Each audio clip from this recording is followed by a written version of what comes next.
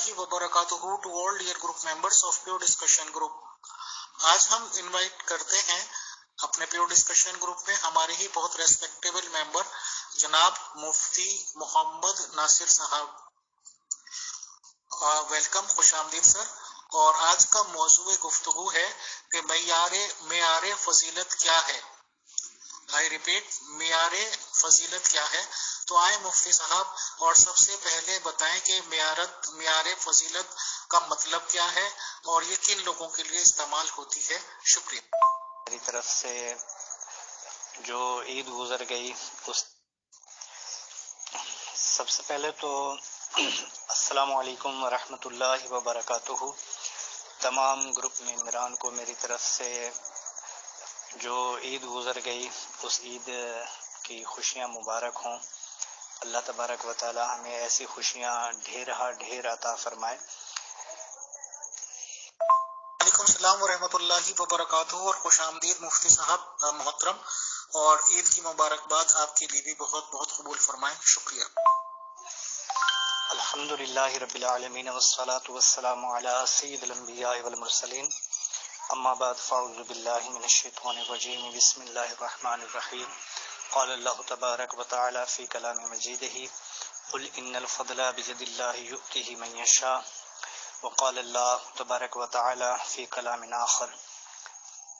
इन्नल्लाह व मलाइकतहु युसल्लूना अलन नबी या अय्युहल्लज़ीना आमनू सल्लु अलैहि व सल्लिमू तस्लीमा। तो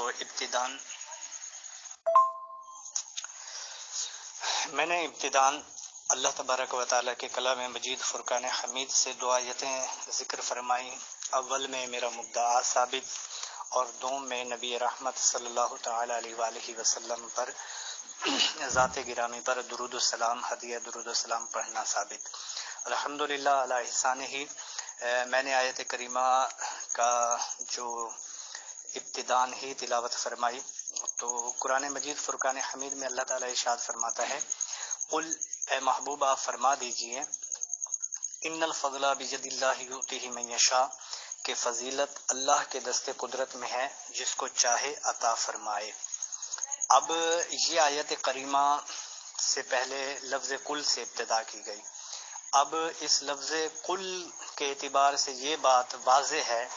कि ये मुखातब जो है मेरे नबी रहमत सल्लल्लाहु तआला अलैहि वसल्लम की ज़ात गिरामी ही है। तो नबी पाक अलैहिस्सलातु वस्सलाम के ज़रिए से उम्मत को तालीम दी गई कि जो फजीलत है वो अल्लाह के दस्ते कुदरत में है, अल्लाह जिसको चाहे अता फरमा दे। तो मज़ीद इस पर बात करने से पहले मैं लफ्ज़ जो फ़ज़ल है, यहाँ कुरान मजीद फुरकान हमीद में लफ्ज़ फ़ज़ल इस्तेमाल हुआ, अब इस पर बात करूँगा। फ़ज़ल लुग़वी एतिबार से वह हुवा रिसाला और दूसरे एतिबार से अज़्ज़ियादा, यानी कि लुग़वी एतिबार से देखा जाए तो लफ्ज़ फ़ज़ल रिसाला यानी रिसालत के लिए इस्तेमाल हुआ है, और उसके साथ जो दूसरा माना है वो है ज़्यादा, यानी किसी चीज़ का ज़्यादा हो जाना। ये लुग़वी माना में इस्तेमाल हुआ है। ये मैंने लुग़वी माना इसका बताया। और इस्तिलाही एतिबार से इसका जो माना है, अल फ़द्लु लिकुल्लि नफ़इन क़सदा बिहिल फ़ाइलु अल इहसानु इला गैरिही, यानी कि जो लुग़वी एतिबार से तो फ़ज़ल का माना है ज़्यादा होना किसी चीज़ का, और ये भी मैंने कह दिया ये रिसालत के साथ ख़ास है। और उसके साथ इस्तिलाही माना पे अगर आते हैं, लिकुल्ली नफ़इन, हर वो नफ़ा फ़ायदा, क़सद बिही फ़ाइलुहु, जिसके ज़रिए से उसको कसद करने वाला, यानी कि फ़ज़ल का कसद करने वाला जो कसद करता है किसी को अपना फ़ज़ल देने के लिए, अपनी तरफ से जो फजीलत या फ़ज़ल देने के लिए कसद करता है, तो वो फ़ाइल किस एतिबार से कसद करता है, अल इहसानु इला गैरिही, अपने गैर पर एहसान करते हुए कसद करता है। ये इसका इस्तिलाही माना है। बाकी अल्लाह तबारक व तआला کے اعتبار سے دیکھا جائے کہ اللہ کی ذات گرامی نے کس کو فضل عطا فرمایا اور کس کو نہیں عطا فرمایا، تو اللہ تعالیٰ قرآن مجید فرقان حمید میں ایک اور مقام پہ ارشاد فرماتا ہے کہ یا ایھا الناس انا خلقناکم من ذکر و انثی وجعلناکم شعوبا وقبائل لتعارفوا ان اکرمکم عند اللہ اتقاکم، کہ اللہ فرماتا ہے یا ایھا الناس، اے لوگو، انا خلقناکم، میں نے تمہیں پیدا کیا، ہم نے تمہیں پیدا کیا، من ذکرن، مرد سے، و انثی، اور عورت سے، یعنی عورت مرد کے ملاپ کے بعد ہم نے تمہیں پیدا کیا، اور پھر اس کے بعد فرمایا وجعلناکم، اور ہم نے تمہیں بنا دیا۔ جب انسان پیدا ہوا تو اس کے بعد پھر ایک کیٹیگری انسان کی ابتدا بتائی جا رہی ہے، وجعلناکم شعوبا وقبائل، پھر اس کے بعد جب تم ایک انسان سے، مرد عورت سے پیدا ہوئے تو تمہیں مختلف شعوبوں وقبائل، مختلف قبیلے اور مختلف گروہوں، شعوبوں گروہوں میں تبدیل کر دیا، بانٹ دیا۔ وجعلناکم شعوبا وقبائل لتعارفوا، یہ بانٹنا کس وجہ سے تھا؟ تاکہ لتعارفوا، اب یہ ذہن میں رکھیے گا، قبیلے اور نسلیں اور خاندان یہ کس اعتبار سے بنے، نسب کس اعتبار سے بنا، نسل کس اعتبار سے بنی، یہ ساری جو تقسیم کاری ہے کیا ہے اس کی بنیادی ریزن،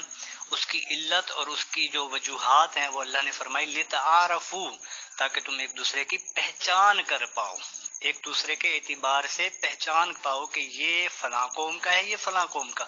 یہ فلاں نسب سے ہے، یہ فلاں نسب سے۔ پھر اس کے بعد فرمایا کہ جب تمہاری پہچان ہو جائے، تو جب پہچان کرنے کے بعد جب بندہ اپنی پہچان کرتا ہے تو پھر رب کی بارگاہ میں آتا ہے، تو حدیث پاک میں بھی ہے من عرف نفسہ عرف ربہ، جو خود کو پہچان لیتا ہے وہ رب کو پہچانتا ہے۔ تو پھر اسی کے ساتھ اللہ تبارک تعالیٰ نے فرمایا ان اکرمکم عند اللہ اتقاکم، کہ اے بندے ان اکرمکم، کہ تم میں سے افضل وہ ہے، فضیلت والا وہ ہے، درجے والا وہ ہے، رتبے والا وہ ہے کہ جو تم میں سے اتقا ہے، جو تم میں سے زیادہ اللہ کی بارگاہ میں ڈرتا ہے، تقوی اختیار کرتا ہے۔ تو اب اس کے بعد میں پھر دوبارہ پہلے والی آیت میں آتا ہوں کہ ان الفضل بید اللہ یؤتیہ من یشاء۔ تو اس آیت کریمہ میں اللہ کریم نے مومنین کو، مسلمانوں کو دو ہدایتوں کا ذکر کیا۔ پہلی ہدایت یہ ذکر فرمائی کہ اللہ تبارک و تعالی کے ساتھ جس کا تعلق ہے، یعنی اللہ کی ذات کے ساتھ جس کا تعلق ہے، تو تمہارے لیے بھی وہی سب سے بہتر ہونا چاہیے۔ جس کا اللہ کی ذات کے ساتھ تعلق ہے وہ تمہارے لیے سب سے آگے ہونا چاہیے اور وہی تمہارے لیے مقدم ہونا چاہیے، اگرچہ تمہارا اس کے ساتھ نہ نسب کا رشتہ، نہ نسل کا رشتہ، نہ قریبی رشتہ، نہ جار ہونے کا یعنی ہمسائے ہونے کا رشتہ، نہ علاقے کا رشتہ، اگر کوئی بھی رشتہ نہیں ہے لیکن وہ اللہ کے ساتھ تعلق رکھتا ہے تو اللہ کے ساتھ تعلق کی وجہ سے وہ تمہارے لیے ہر اعتبار سے بہتر ہے۔ اور دوسرے نمبر پر ایک تو یہ ہدایت، اور دوسری ہدایت یہ ہے کہ جب اللہ تبارک و تعالی کے ساتھ تعلق ہو جائے وہ بہتر ہے، تو جب دوسرا تعلق نہ ہو اللہ کا، اللہ کے ساتھ کسی کا، جب اللہ کے ساتھ کسی کا کوئی تعلق نہیں ہے تو تمہارے لیے بھی اس کے ساتھ کوئی تعلق نہیں ہے، اگرچہ تمہارا وہ خونی رشتہ ہی کیوں نہ ہو۔ جو اللہ کی بارگاہ میں جھکا وہ تمہارے لیے بہتر، اور جو اللہ کی بارگاہ پہ جھکنے کا انکار کرتا ہے اس کے ساتھ اگرچہ تمہارے رشتے ہوں، اگرچہ تمہارے تعلق ہوں، اگرچہ تمہاری سب تعلق اسی کے ساتھ جڑ رہے ہوں، لیکن اگر اللہ کے ساتھ تعلق نہیں ہے تو تمہارا بھی اس کے ساتھ کوئی تعلق نہیں ہے۔ یہ دو پوائنٹ بیسک ہیں اور اس کو سمجھنا چاہیے۔ اب اس کے بعد ہم آتے ہیں مین ٹاپک پہ کہ معیار فضیلت پھر کیا ٹھہرا۔ تو اب پتہ لگا کہ معیار فضیلت اللہ کی ذات ہے، یعنی اللہ کی ذات سے تعلق ہے تو معیار فضیلت بھی ہے، اگر اللہ کی ذات سے تعلق نہیں تو معیار فضیلت بھی نہیں۔ آپ ان کو ایک سادہ سا میں آپ کو مثال دے کے سمجھاتا ہوں۔ آپ یہ دیکھیں کہ ایک عالم ہے، تو ایک عالم ہے، مفتی ہے، اللہ کی بارگاہ میں جھکنے والا ہے، تقوی پرہیزگاری والا ہے، جب ہم اس بندے کو کھڑا کرتے ہیں اور اس کے ساتھ ایک اور شخص ہے کہ جو کسی بھی شعبے دنیا کے شعبے سے تعلق رکھتا ہے، میں ایک شعبہ سلیکٹ کر لیتا ہوں کہ وہ جنگ کے اعتبار سے سپہ سالار ہے، یا پھر جنگ کے اعتبار سے وہ اچھی جنگ لڑ سکتا ہے، طاقتور ہے، تو اب اس طاقتور کو اور اسی شخص کو کہ جو اللہ کی بارگاہ میں علم حاصل کرتا رہا اور مسلسل اللہ کی بارگاہ میں جھک کر اللہ کی بارگاہ میں عجز و انکساری کے ساتھ اپنی عبادات بجا لاتا رہا، تو اب اس شخص کو دونوں کو کھڑا کریں اور بولیں کہ بھئی ان دونوں میں افضل کون، تو صاف ظاہر ہے متبادر الی ذہن فوراً یہی جائے گا کہ بھی جو عالم ہے مفتی ہے وہی افضل ہے، سپہ سالار تو افضل نہ ہوا۔ اگرچہ جب ہم ایک مخصوص جملے میں بولیں گے کہ بھی سپہ سالاری میں کون افضل ہے یا جنگ میں، تو ان معنوں میں کون افضل ہے، تو بولا جائے گا کہ بھی عالم افضل نہیں ہے وہ دوسرا ہے، تو ان معنی کر وہ افضل ہوا۔ لیکن مطلقاً جب بولیں گے کہ بھی دونوں کو کھڑا کر کے مطلق جملہ بولا جائے ان دونوں میں کون افضل ہے، تو فوراً ہی ذہن جائے گا کہ عالم دین افضل ہے۔ مفتی صاحب، آپ نے تو اس آڈیو میں کلیئر کر دیا کہ جو آپ معیار فضیلت بیان کرنا چاہتے ہیں یا آپ فضیلت جس کی بتا رہے ہیں وہ اللہ تعالیٰ کی ذات ہے،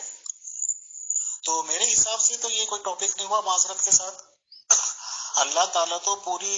یونیورس کائنات کا مالک ہے، حکومت ہی اس کی چلتی ہے، سروے سروا ہے، وہ سب کچھ ہے، اور اس کے تو مطلب وہ تو سپریم پاور ہے سر، تو اس کی فضائل کیا، اس کی فضیلت تو اب مانو تو اس کی فضیلت ہے، نہیں مانو تو فضیلت۔ انسانوں میں بتائیں آپ کہ کس کی فضیلت مانتے ہیں، کسی نبی کی مانتے ہیں، کسی خلیفہ کی مانتے ہیں، پھر فضیلت دنیا میں کس کی ہے؟ اللہ کی فضائل تو ہے ہی، اس میں میرے خیال سے بات کرنے والی کیا ہے محترم، یہ بتائیں کہ اس سے ہم حاصل کیا کریں گے؟ ماشاء اللہ، میرے خیال میں آپ نے میری آڈیو جو ہے نا وہ بنظر غایت نہیں سنی، آپ دوبارہ سنیں میری آڈیوز، تو معیار فضیلت جو ہے نا، فضل جو ہے، یہ میں نے آپ کو کہا اللہ کے جب دست قدرت میں ہے تو اللہ کی یوتی ہی من یشاء، اللہ کسی کو عطا فرما رہا ہے، تو وہ جو عطا فرمانا ہے اللہ تبارک و تعالی کا کسی کو عطا فرمانا ہے، فضل تو ہوگا ہی تب نا۔ میں نے آپ کو واضح کہا اصطلاحی طور پر لکل نفع یقصد بہ فاعلہ، اس کے ذریعے سے اس کا جو فاعل ہے یعنی فضل دینے والا جو ہے وہ کس چیز کا قصد کر رہا ہوتا ہے، الاحسان الی غیرہ، وہ اپنے غیر پر احسان کرتے ہوئے اس کو دے رہا ہوتا ہے، تو اللہ تو دے رہا ہے نا، آگے تفویض کر رہا ہے، آگے تفویض کر رہا ہے، آگے دے رہا ہے، تو یہ جو آگے دینا ہے یہ اللہ تعالیٰ کی ذات کے ساتھ اٹیچ ہے، یعنی جس کا تعلق اللہ کے ساتھ ہے وہ فضیلت والا، اور جس کا تعلق اللہ کے ساتھ نہیں وہ فضیلت والا نہیں۔ اب اس پر جو سوال ہیں وہ آپ کریں۔ اب پھر اللہ نے فضیلت کس کو دی وہ میں نے پہلے ہی بتا دیا کہ انسانوں میں طبقات ہیں، شعوب و قبائل، یہ میں نے آیت یہ تفریحاً پیش کی تھی آپ کو، تو جو طبقات ہیں اس کے بعد فرمایا کہ جب تمہارا آپس میں تعارف ہو جائے تو پھر فرمایا ان اکرمکم عند اللہ اتقاکم، اب جو اللہ کی بارگاہ میں تقوی اختیار کرے گا اسی کو فضیلت ملے گی۔ اب اس تقوی پر فضیلت ڈیپینڈ کرتی ہے، تو یہ ہے نا اللہ کی بارگاہ میں تقوی اختیار کر رہے ہیں، قرب الہی جو ہے اللہ کا قرب، اللہ کی معیت جو ہے یہ جب جس کو حاصل ہوتی جائے گی وہ اسی ترتب سے اسی ترتیب سے افضلیت کے مقام پر منطبق ہوتا چلا جائے گا۔ جی بہت شکریہ محترم مفتی صاحب، بالکل اب بات سمجھ میں آئی کہ اللہ تعالیٰ ہی فضیلت کسی کو دے سکتا ہے اور وہی دیتا ہے، تو مذہب اسلام کی ٹیچنگ، قرآن شریف کی ٹیچنگ، یا آپ کیا کہنا چاہتے ہیں اس ریگارڈنگ کہ اللہ تعالیٰ کی فضیلت کس کو ملی ہے؟ شکریہ۔ جی ہاں، اب یہ اس ٹاپک پہ آپ بات کریں تو میں نے ابتداً ہی آپ کو کہہ دیا تھا اوپر مقدمے میں ہی، فضیلت کا جو لغوی معنی ہے وہ ہے الرسالہ، تو اصل جو ہے فضیلت وہ رسالت ہے، اصل جو فضل الہی ہے، فضل الہی کی جو بنیاد ہے، فضل الہی جو تفویض ہوا اصل معنی پر تو وہ رسالت ہے، اور رسالت، نبوت اور رسالت یہ دونوں ایک ہی ہیں، بعض لوگ ان کو الگ الگ کر دیتے ہیں، ایسا کچھ بھی نہیں ہے۔ رسول اور نبی یہ ان معنی پر کہ ان کو اللہ نے رسالت دی، یہ ایک ہی ہے۔ تو اب اصل اعتبار سے تو فضیلت رسالت پر منحصر ہے۔ اب آگے جو فضیلت منحصر ہوگی یا آگے جو تفویض ہوگی وہ رسالت کے تحت تفویض ہوگی، رسالت سے ہٹ کر نہیں ہوگی۔ ایسا نہیں ہے کہ رسول سے ہٹ کر کوئی افضل بن جائے یا اللہ کی بارگاہ میں مقبول ہو جائے یا اللہ کی بارگاہ میں وہ سب سے افضل و اعلیٰ قرار پائے یا اللہ کی بارگاہ میں وہ اپنے آپ کو کچھ بنا پائے، ایسا کچھ نہیں ہے۔ بلکہ اللہ نے سب سے پہلی جو فضیلت مخلوق میں تفویض فرمائی وہ رسالت ہے۔ رسالت کے ذریعے سے جس کو جو ملا رسالت کے ذریعے سے ملا، رسالت کی وجہ سے ملا۔ کیونکہ ابتداً میں نے جو آیت پڑھی، آپ دوبارہ اس پہ غور کریں، جو میری آیت کا، جو میرے تمام موضوع کا مدعا ہے۔ اللہ فرماتا ہے قل ان الفضل، اے محبوب آپ فرما دیجئے۔ اب اس مثال کو میں باقی یہ موضوع سے ہٹ کے 2-3 آیتوں سے ثابت کروں۔ جیسے اللہ فرماتا ہے قل اعوذ برب الفلق، اے محبوب آپ فرما دیجئے کہ میں صبح کا رب ہوں۔ قل اعوذ برب الناس، اے محبوب آپ فرما دیجئے میں انسانوں کا رب ہوں۔ قل هو اللہ احد، اے محبوب آپ فرما دیجئے میں اللہ ہوں۔ تو ان تمام معنوں کو دیکھتے ہوئے رسالت جو ہے یہ اللہ اور بندے کے درمیان تعلق ہے۔ رسالت کے اعتبار سے بندے مخلوق کے درمیان رسالت اہم تعلق ہے، اور یہی اللہ کی فضیلت ہے جو اللہ نے رسالت کو رسالت کے اعتبار سے عطا فرمائی۔ تو اب اس اعتبار سے پھر آگے آپ مزید سوال جو ہے کریں آپ۔ محترم مفتی صاحب، آپ نے اپنے بیانات میں یہ بات فرمائی کہ ایک جنگجو اور ایک عالم کے درمیان اگر موازنہ ہوگا تو عالم کو افضل مانا جائے گا یا عالم کی فضیلت مانی جائے گی۔ بالکل ہم مان لیتے ہیں۔ تو ہم رسول اسلام محمد صلی اللہ علیہ وسلم کی زندگی سے ہی بات شروع کرتے ہیں۔ ان کی زندگی میں آپ لوگ کچھ اردو کا ٹرم کہتے ہیں، پتہ نہیں غزوات یا جنگیں، میں سیدھے ورڈز میں بول دیتا ہوں کہ جنگیں لڑائی گئی ہیں، جنگیں ہوئی ہیں۔ تو اس میں ظاہر سی بات ہے کہ جنگجو تو کافی لوگ ہوں گے، بٹ ایسا بھی تو پاسبل ہے کہ دونوں کوالٹیز موجود ہوں، جنگجو بھی ہو اور عالم بھی ہو۔ تو اگر ایسے آپ کی نظر میں جو کہ یہ اسلامی جنگیں ہوئی ہیں، کسی سے بھی ہوئی ہیں مخالفوں سے، اس میں یہ کوالٹیز کس میں تھی، کس کو آپ افضل مانتے ہیں؟ مطلب اگر کسی جنگجو کو مانتے ہیں تو جنگجو کا تھوڑا سا نام بتا کر رہنما فرمانے کے لیے، اور اگر کسی عالم کو مانتے ہیں تو اس وقت رسول اللہ صلی اللہ علیہ وسلم کی زندگی مبارک میں کون عالم تھا یا کون علم والا تھا، اور کیا کسی میں ایسی کوالٹی بھی تھی کہ جنگجو بھی ہو وہ اور عالم بھی ہو؟ تو آپ بتائیں، ہم تو جو سنتے آ رہے ہیں وہ ایک الگ بات ہے ہی۔ شکریہ۔ آپ ماشاءاللہ اچھی بات کر رہے ہیں، لیکن آپ یہ دیکھیں کہ اوپر میں نے واضح کہا، میری آیت کو دوبارہ سنیں، میں نے یہ بولا کہ تفریعاً کا مطلب ہوتا ہے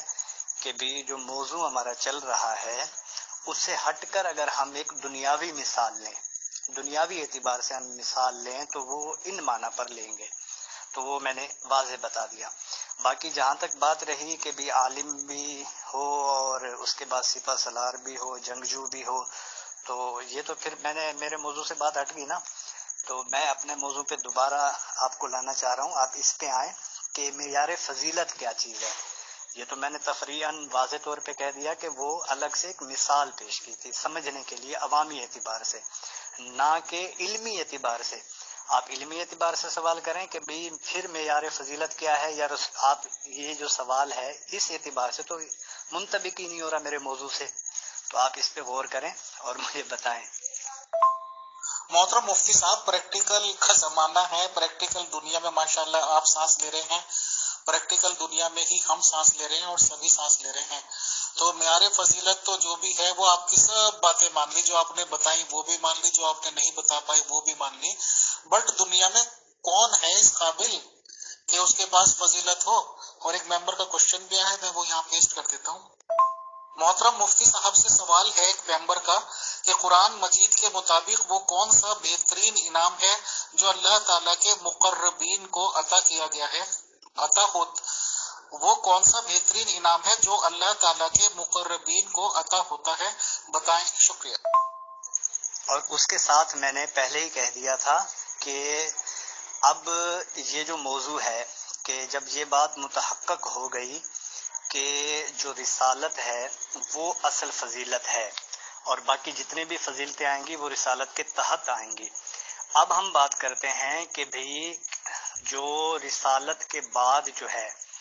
وہ فضیلت کس کے حصے میں آئی۔ سوال تو یہ بنتا ہے، اس پہ اگر ہم بات کریں کہ رسالت کے بعد فضیلت کس کے حصے میں آئی، تو اب ہم یہاں پہ معیار جو ہے رسالت کے اعتبار سے معیار جو ہے وہ آپ کو بتا دیا قرب الہی۔ اب ہم اسی معیار کو آگے بڑھاتے ہیں کہ رسالت کے بعد پھر فضیلت کس کے حصے میں آئی۔ تو اوپر میری آڈیو سنیں تو اس میں نے وضاحت کی ہے کہ قرب الہی، جب رسالت کو قرب الہی، ان ساری گفتگو کا جو نچوڑ نکلتا ہے وہ ہے قرب الہی، نہ کہ حوروں کا یا پھر کسی بھی دنیاوی یا دینی اعتبار سے کسی بھی قسم کے فضائل کا، جس کو ہم فضائل کا نام دیتے ہیں۔ میں دوبارہ آپ کو یہاں پہ لفظ فضائل پہ زور دے رہا ہوں کیونکہ فضیلت فضائل اور چیز ہے اور اللہ کا فضل جو تفویض ہوا، ٹھیک ہے، افضل ہونا، فضیلت ایک الگ چیپٹر ہے اور افضل ہونا ایک الگ چیپٹر ہے، یہ ذہن میں رکھیے گا، اس کو آپ اپنے ذہن میں بٹھائیں کہ فضیلت الگ چیپٹر ہے اور افضل ہونا یہ ایک الگ چیپٹر ہے۔ تو ان معنی پر قرب الہی جو نچوڑ نکلا وہ یہ نکلا کہ بہت ساری چیزوں کی خصوصیات کا حامل ہونا یہ فضیلت کا باعث نہیں ہے۔ جیسے مثال کے طور پر میں آپ کو ایک اور مثال پیش کر دوں، مثال کے طور پر کسی شخص کا سپہ گری میں ماہر ہونا، کسی شخص کا علوم و فنون میں ماہر ہونا، کسی شخص کا دنیاوی تمام علوم پہ ماہر ہونا، یا پھر یہ ہے کہ کسی شخص کا مخصوص کسی بھی فن میں ماہر ہونا، تو یہ ساری جتنی بھی مہارتیں ہیں تو ان مہارتوں کو دیکھتے ہوئے ہم یہ بولیں کہ بھی اس کو یہ بھی خاصیت حاصل ہے، وہ بھی خاصیت حاصل ہے، وہ بھی خاصیت حاصل ہے، تو ان تمام خاصیات کے اعتبار سے یہ سب سے افضل ہو گیا، تو ایسا نہیں ہے، بلکہ فضیلت کا جو معیار ہے وہ قرب الہی ہے، جس کو جتنا معیت الہی اور قرب الہی جس کا ثابت ہوگا، معیت الہی اور قرب الہی، دوبارہ اس لفظ پہ زور دے رہا ہوں، جس کو جتنا معیت الہی، معیت رسول اور قرب الہی اور قرب رسول جس کو جتنا حاصل ہوگا اسی اعتبار سے وہ افضل قرار پائے گا۔ دیکھیں قرب الہی جو ہے اللہ اور بندے کا ذاتی معاملہ ہے، بالکل ہے، اور یہ حقیقت ہے اللہ اور بندے کا ذاتی ہی معاملہ ہے قرب الہی، لیکن قرب الہی اللہ کے اور بندے کے ذاتی معاملے میں کہ بندے کو جو قرب الہی ملا ہے اللہ کے ذریعے، اللہ کے طرف سے، یہ کون بتائے گا؟ تو یہ بیچ میں ایک واسطہ ہوگا نا، وہ آ کے بتائے گا کہ بھی اس بندے کو اللہ کی طرف سے قرب الہی ملا ہے، یا پھر وہ ڈائریکٹ ہی بندے کو پتہ لگ جائے گا، اس کا تھوڑا بتائیں۔ اب ساری باتوں کا میں نے نچوڑ اوپر اپنی آڈیو میں بھیجا ہے، ابھی جو ریسنٹلی بھیجی ہے، تو قرب الہی ہی معیار فضیلت ہے، جس کو جتنا قرب الہی، معیت الہی حاصل ہوگی، اور معیت الہی اور قرب الہی حاصل کرنے کے لیے درمیان میں جو واسطہ ہے وہ رسالت ہے، تو ان معنی کر جو رسالت کے اعتبار سے قریب ہوگا اور رسالت کی معیت جس کو حاصل ہوگی اسی اعتبار سے اس کو قرب الہی اور معیت الہی حاصل ہوتی چلی جائے گی۔ محترم مفتی صاحب، سوال یہ آیا ہے کہ اگر رسالت یعنی مخاطبہ الہی ہی اصل فضیلت ہے تو ایسا شخص جس نے آ کر بہترین فضیلت یعنی مخاطبہ الہی کو ہمیشہ کے لیے بند کر دیا، اسے افضل کہا جائے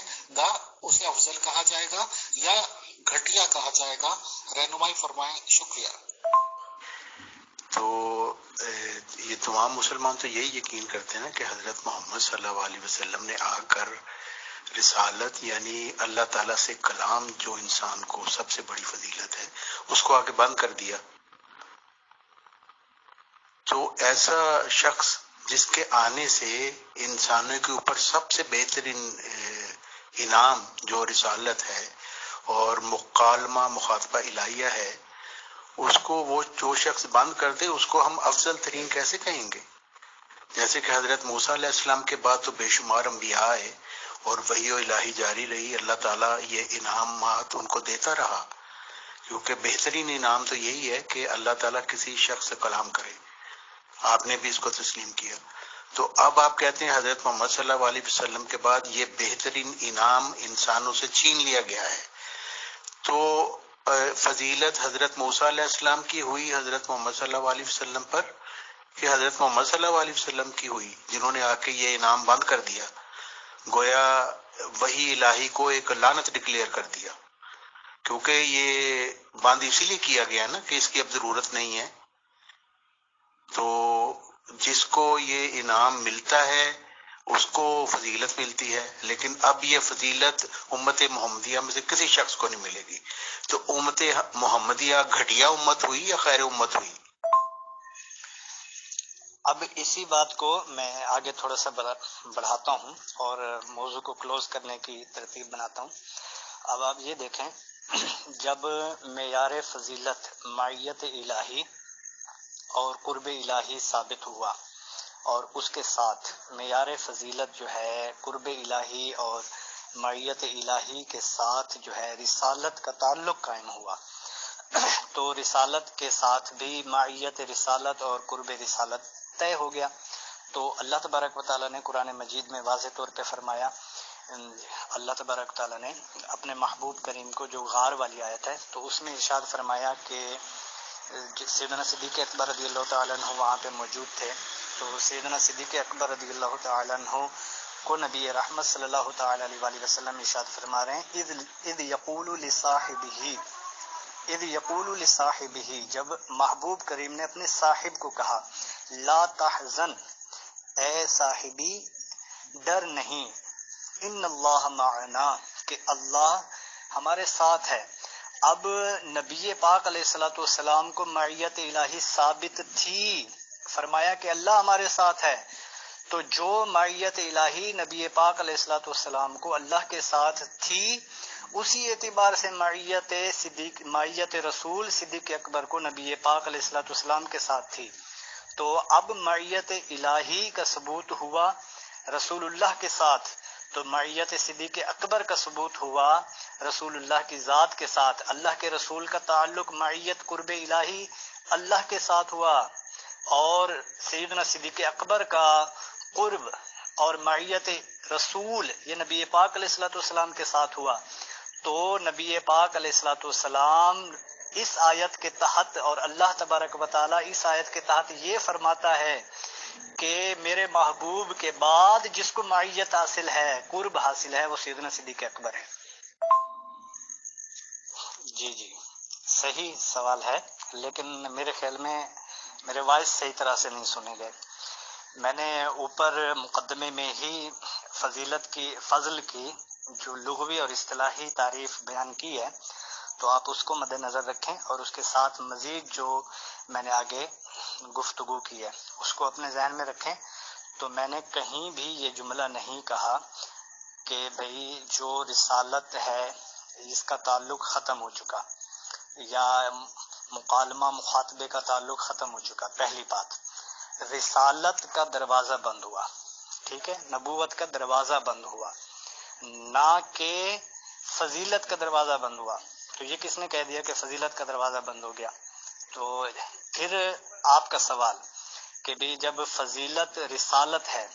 تو میں نے واضح کہا کہ رسالت جو ہے یہ بندے اور اللہ کے ساتھ تعلق ہے.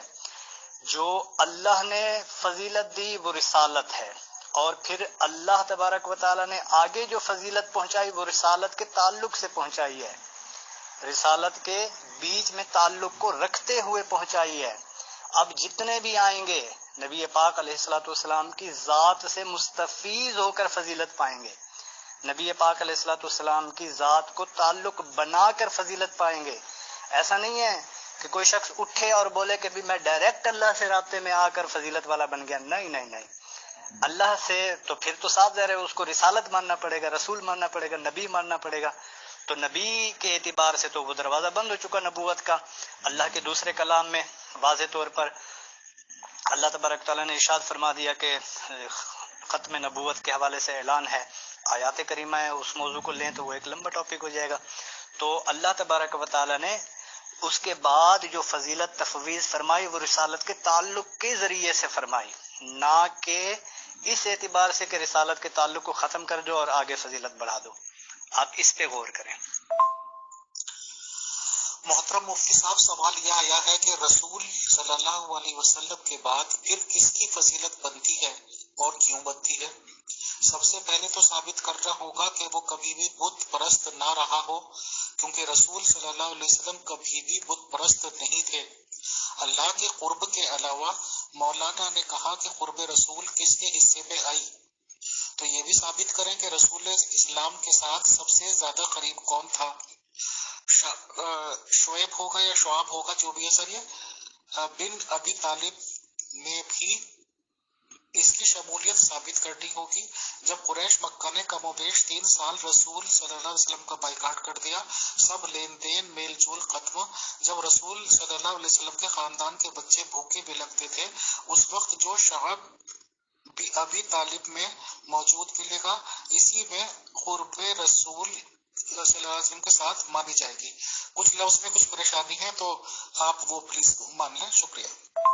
محترم مفتی صاحب، آپ پروگرام میں تشریف لائے اور بہت اچھی رہنمائی فرمائی آپ نے ممبرس کی، اور ممبرس کو میں دیکھ رہا ہوں کہ کافی شروع سے ہی بہت دھیان اور دلچسپی کے ساتھ سن رہے ہیں، اور کافی ممبرس کے سوال ہیں، بٹ ٹائم کی بات ہوتی ہے، 1 گھنٹے کے لگ بھگ ہی ہم لے پاتے ہیں، تو انشاءاللہ یہ سیشنز کامیاب رہیں گے۔ اور آپ سے ہمبل ریکویسٹ ہے کہ جب کبھی بھی آپ اویلیبل ہوا کریں، چاہے تو ڈیلی بیس پہ، چاہے ایک دن چھوڑ کے، تو انشاءاللہ ان پروگراموں کو جاری و ساری رکھیں سر ممبرس، کیونکہ یہ بہت زیادہ ڈیمانڈ کر رہے ہیں، تو آپ کے اگلے پروگرام کا انتظار رہے گا، تو پلیز بتائیے گا، مطلب پرسنل پہ بتا دیجیے گا جب بھی آپ اویلیبل ہوں گے۔ آج کے لیے بہت شکریہ، بہت جزاک اللہ۔ السلام علیکم ورحمۃ اللہ ٹو مفتی صاحب and to all dear members, شکریہ۔ وعلیکم السلام ورحمۃ اللہ وبرکاتہ۔ جزاک اللہ خیرہ، آپ کا بھی، تمام ممبران کا بھی، ماشاء اللہ کہ میرے جو ٹوٹے پھوٹے الفاظ سے آپ نے سنے۔ اللہ تبارک تعالیٰ یہ تمام الفاظ اپنی بارگاہ میں قبول فرمائے، اور اللہ تبارک و تعالیٰ ہمیں جزائے خیر سے متصف فرمائے، اور ہمیشہ نبی پاک علیہ الصلوۃ والسلام کا سچا پکا غلام بنائے، اور صحیح معنوں میں دین کو سمجھنے اور اس پر عمل کر کے آگے پہنچانے کی توفیق عطا فرمائے۔ دعاؤں کے لیے بہت شکریہ، بہت جزاک اللہ محترم مفتی ناصر صاحب، اللہ تعالیٰ آپ کو اس کا اجر عظیم دے، اور ہمیں فخر ہے اس بات کے لیے کہ ہماری آپ سے ملاقات ہوئی، اور پیور ڈسکشن گروپ کے ممبرز کو رہنمائی فرمانے کے لیے آپ آگے آئے، تو اللہ تعالیٰ آپ کو اس کا اجر عظیم ضرور دے گا۔ فی الحال کے لیے اجازت، السلام علیکم ورحمۃ اللہ وبرکاتہ ٹو آل۔